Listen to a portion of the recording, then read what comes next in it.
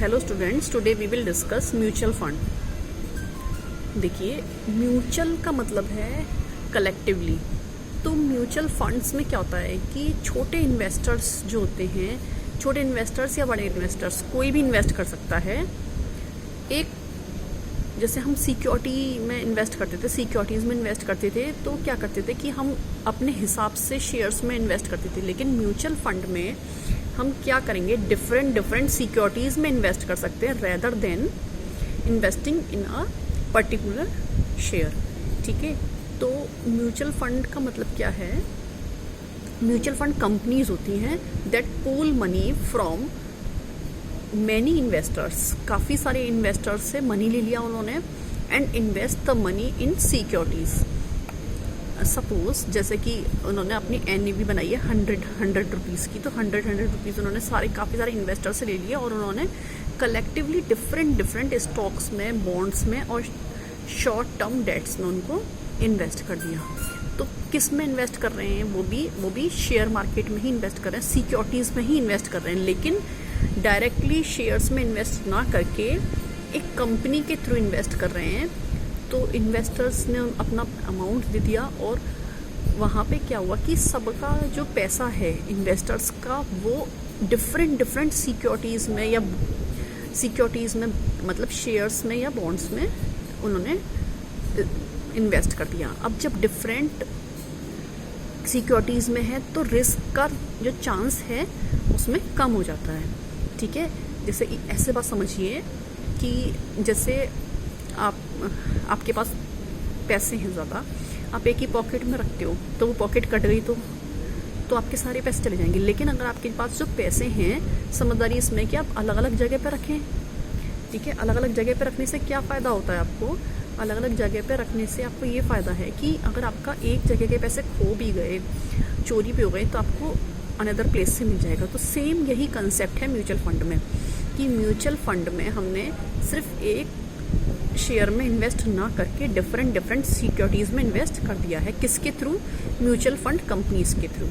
ठीक है, ये म्यूचुअल फंड कंपनीज जो हैं, इसमें आपने अपना पैसा दे दिया और वो आपको आपके पैसे को डिस्ट्रीब्यूट कर देंगी डिफरेंट सिक्योरिटीज़ में। बॉन्ड्स भी हो सकते हैं, स्टॉक्स भी हो सकते हैं, शॉर्ट टर्म डेट्स भी हो सकते हैं। ठीक है, तो यहाँ पे आपका जो पैसा है वो डिस्ट्रीब्यूट हो जाएगा इन चीज़ों में। अब हमें फ़ायदा क्या हो गया? सबसे जो नियरली फ़ायदे जो समझ में आ रहे हैं वो हमें ये समझ में आ रहे हैं कि रिस्क हमारी स्प्रेड हो गई। ठीक है, क्या होता है? रिस्क हमारी कम है यहाँ पे, और दूसरी बात क्या है? हमारी रिटर्न्स यहाँ पे ज़्यादा है। तो इसीलिए आज के टाइम में जो इन्वेस्टर्स हैं वो शेयर मार्केट से भी ज़्यादा म्यूचुअल फंड को प्रीफर करता है, क्योंकि शेयर मार्केट में उसको खुद से अपना माइंड अप्लाई करके अपना देखना पड़ता है, रिस्क और रिटर्न को मैनेज करना पड़ता है। लेकिन यहाँ पे म्यूचुअल फंड में उसको कंपनी से मैनेज हो जाता है।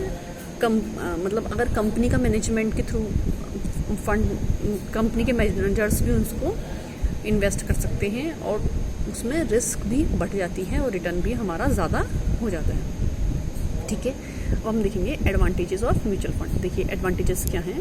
लिक्विडिटी का मतलब होता है फ्लोइंग अमाउंट। मतलब म्यूचुअल फंड आपके पास जो है एक लिक्विड फॉर्म का एसेट है। लिक्विड फॉर्म का एसेट क्या हो गया कि पैसा जो है वो लिक्विड फॉर्म में है। ऐसे नहीं है कि जो पैसा है वो आपका लिक्विड फॉर्म का मतलब है कि जो पैसा है आपका वो आप इजीली उसको ड्रॉ कर सकते हो। ऐसा नहीं है कि ब्लॉक हो गया, कि आपका 5 साल के लिए ब्लॉक हो गया या 4 साल के लिए ब्लॉक हो गया। आप उसको शॉर्ट टर्म वाले म्यूचुअल फंड्स में से आप उसको ड्रॉ भी कर सकते हैं। ठीक है, डाइवर्सिफिकेशन का मतलब है यही, this is the main concept of mutual fund. Diversification का मतलब है कि म्यूचुअल फंड जो आपके पैसे को डिफरेंट चीज़ों में बांट देता है, डिफरेंट फंड्स में बांट देता है। ठीक है, तो this is known as diversification. ठीक है, नेक्स्ट क्या है? एक्सपर्ट मैनेजमेंट का मतलब क्या है कि म्यूचुअल फंड में जो आपका पैसा इन्वेस्ट होगा वहाँ पे एक्सपर्ट उसको वॉच आउट करते रहेंगे और एक्सपर्ट आपको उसके बारे में सजेशंस भी देते रहेंगे। तो एक्सपर्ट उसको मैनेज करते हैं। आपको अपना ज़्यादा, अगर आप खुद भी मैनेज कर रहे हो करना चाहो तो आप खुद भी कर सकते हो, उसको बता सकते हो कि इन सिक्योरिटीज़ में लगाना आपको पैसा, लेकिन एक्सपर्ट्स वहाँ पे अवेलेबल होते हैं वो, जिनकी वजह से फंड्स में आपका मैनेज वो अपने हिसाब से कर लेते हैं। नेक्स्ट क्या है, इन्वेस्टमेंट इन स्मॉलर डिनोमिनेशंस का मतलब है रिप्रेजेंटेशन, मतलब आप बहुत छोटे अमाउंट में भी म्यूचुअल फंड में इन्वेस्ट कर सकते हो। ये ज़रूरी नहीं है कि आपको बहुत बड़े बड़े अमाउंट्स में ही म्यूचुअल फंड में इन्वेस्ट करना हो, ठीक है। नेक्स्ट देखिए, सूट्स योर फाइनेंशियल गोल्स। जैसा भी म्यूचुअल फंड डिफरेंट टाइप का होता है, उसके हिसाब से जैसे आपको जितना लिक्विडिटी के हिसाब से जैसा चाहिए, आपको बहुत क्विक लिक्विड म्यूचुअल फंड में इन्वेस्ट करना है, आपको बहुत ज़्यादा जल्दी उसको दोबारा से अपना पैसा वापस लेना है, तो आप बहुत छोटे टाइम के लिए शॉर्ट मैच्योरिटी पीरियड वाले म्यूचुअल फंड में उसको इन्वेस्ट कर सकते हैं। या फिर आपको लंबे टाइम के लिए इन्वेस्ट करना है तो आप जैसे भी चाहें आप अपनी सूटेबिलिटी के अकॉर्डिंग म्यूचुअल फंड में इन्वेस्ट कर सकते हैं, ठीक है। नेक्स्ट है टैक्स एफिशिएंसी। टैक्स एफिशिएंसी का मतलब है कि म्यूचुअल फंड आपको 80Cs के बेनिफिट्स प्रोवाइड करता है।